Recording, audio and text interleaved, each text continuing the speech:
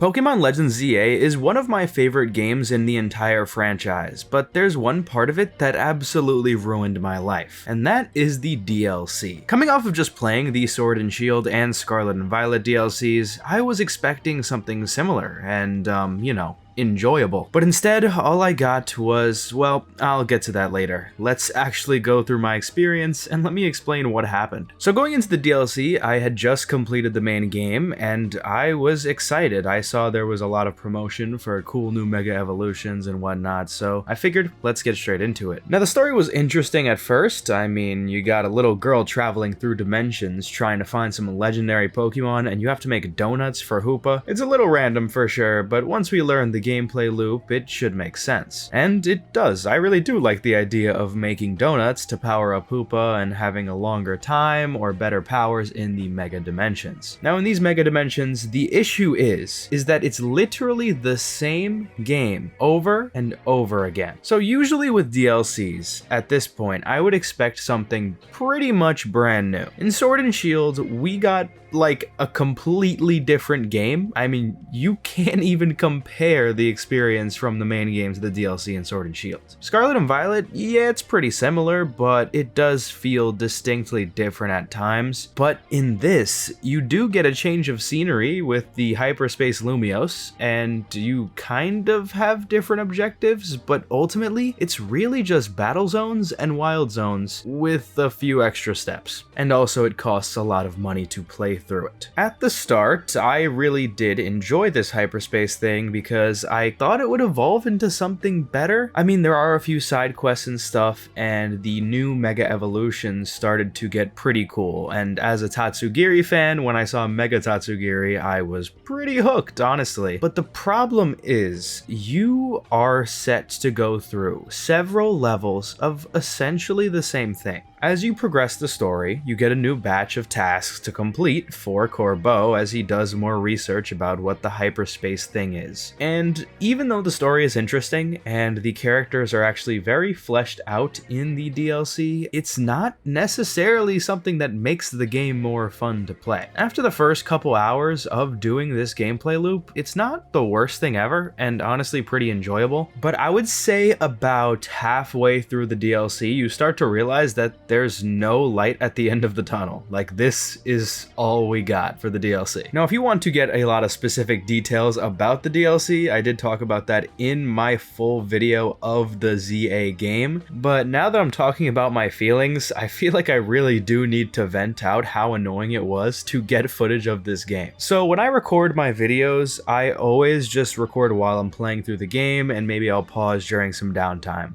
Usually this downtime isn't anything crazy because the grinding in Pokemon isn't like the worst out of every RPG, but here it kind of was. So you know how I said that the first half of this DLC is pretty enjoyable, and you know what, I meant that, because you get a combination of a new environment, new Pokemon from different regions, sometimes you get a higher chance of finding shinies. Man, even making the donuts was very fun. Now the best part of all of this, I felt, was the story. I mean, there was one time where you went to this museum and you saw a lot of the different artifacts and history from Legends Arceus, which is of course the prequel to this game. Well, I guess it's the prequel to every game if you think about it, but regardless, that was super cool. And of course you have a character like Korrina coming back from X and Y and showing off the new Z evolutions for the Megas, which, I mean, there is a lot of debate on whether or not it's actually a good thing they made the Z evolutions a thing, but the designs are cool. Maybe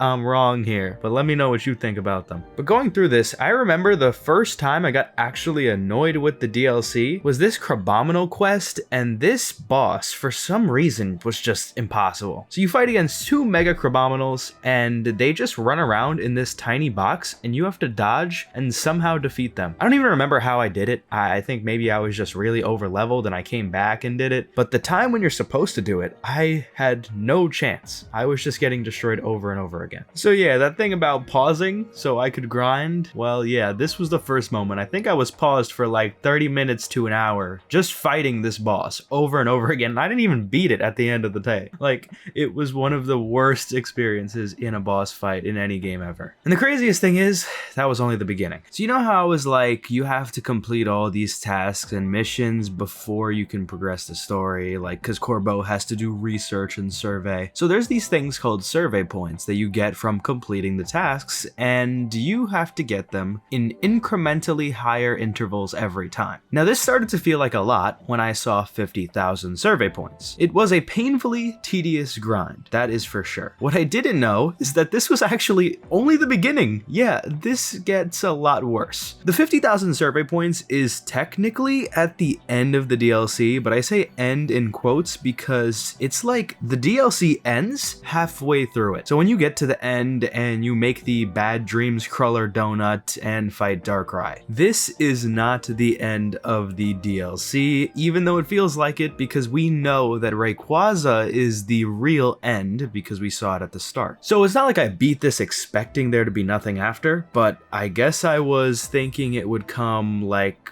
pretty fast?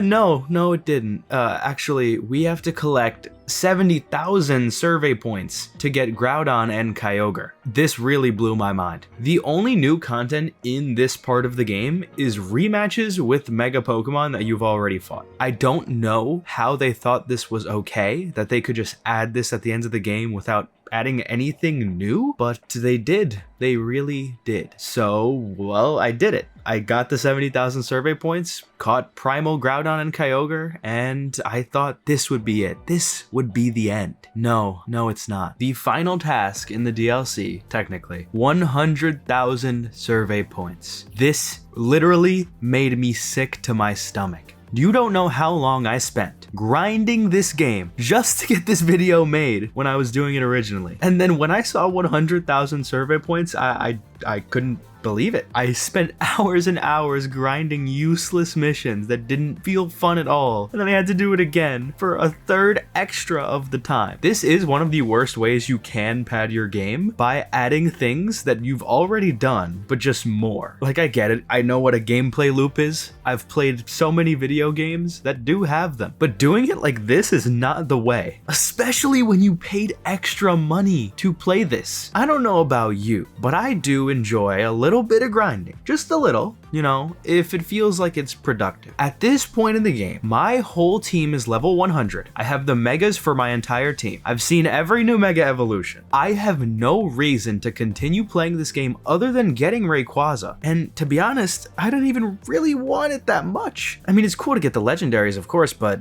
just for Rayquaza, it's not really that interesting to me. Now, maybe in competitive Pokemon, if Rayquaza becomes legal and he gets his mega, sure. But when I played this, why would I do this if I didn't care? I really am curious to know if I'm alone on this opinion or not, because this really felt like a slap in the face. And I don't understand it either. It's not like Sword and Shield had this. Sword and Shield DLC was one of a kind in a way. You got a whole new gameplay feel. Like, it was open world-ish, and you could move the camera in all different directions. It was like they took the parts of Sword and Shield that people wanted to be better and, you know, actually made it better. Instead, all they did was take the grind from the base game of ZA and somehow make it worse. How do you possibly do that? Now, I will say the DLC in Scarlet and Violet, particularly the second part, was a bit grindy. Like, I remember the BBQs, if you remember them.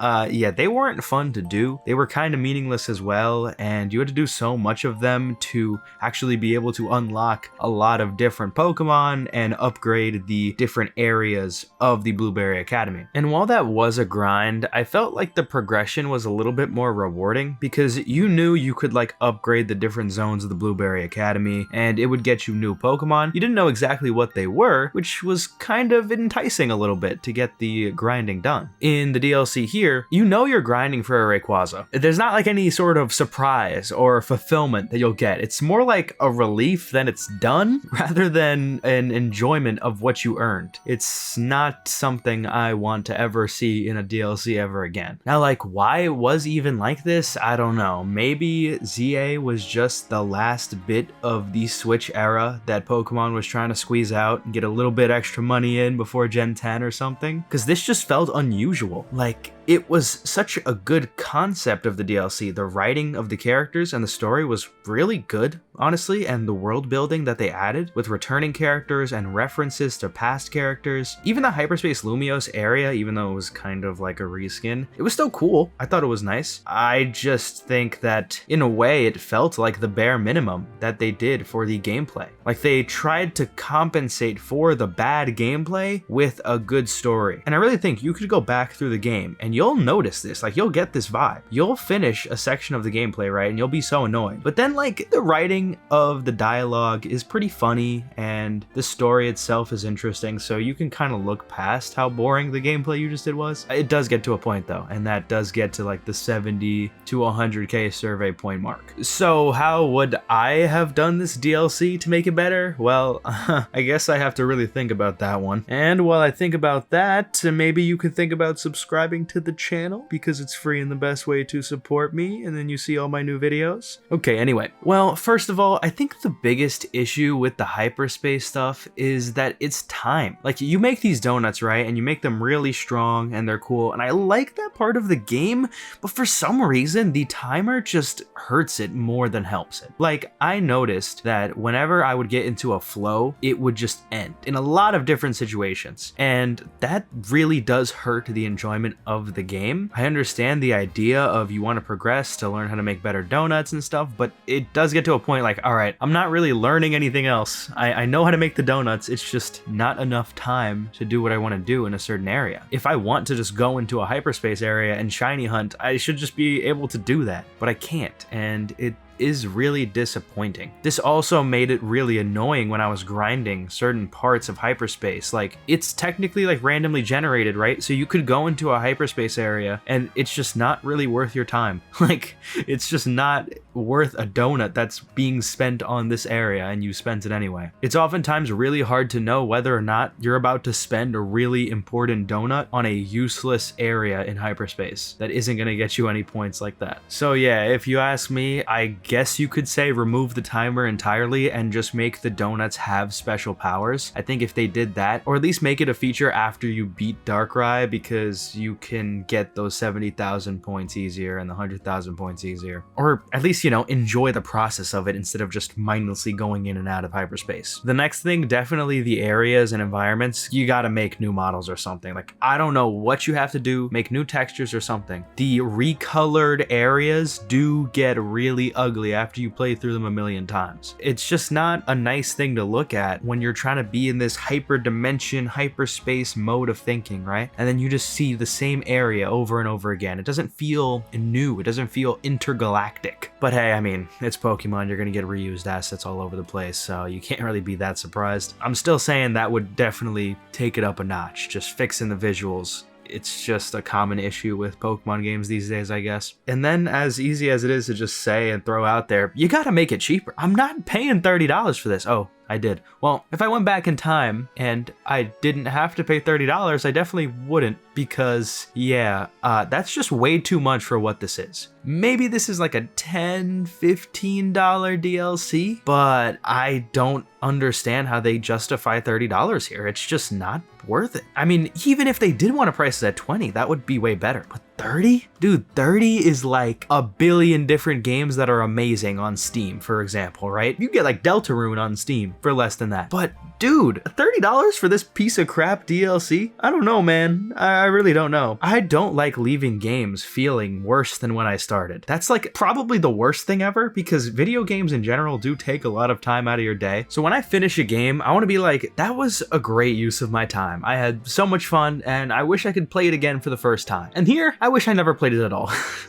This is something I wish I just watched a Let's Play of. This is why I make my videos sometimes, because I know people out there would much rather watch a playthrough than play through this grindy piece of crap. Dude, I hated this experience so much in retrospect. I literally drew my thumbnail for this video by hand, and I was just, it just came from a place of absolute hatred. I was like, I have to express this in such a creative way. I gotta make a full video, make a full drawn thumbnail about this. And you know, this isn't even like one of my bigger scripted videos I like to do. This came from pure hate of the game. Not love of the game, this is hate. And now I'm playing through the older Pokemon games again, making those videos remade the actually good series, so I'm in a better state of mind now. But leaving the Pokemon series off with this was not my favorite way to do it, and perhaps I should have just not done it at all. Alright, well, if you watched this far in the video, thank you so much. I have channel memberships if you want to support me and watch these videos early. I will see you in the next one.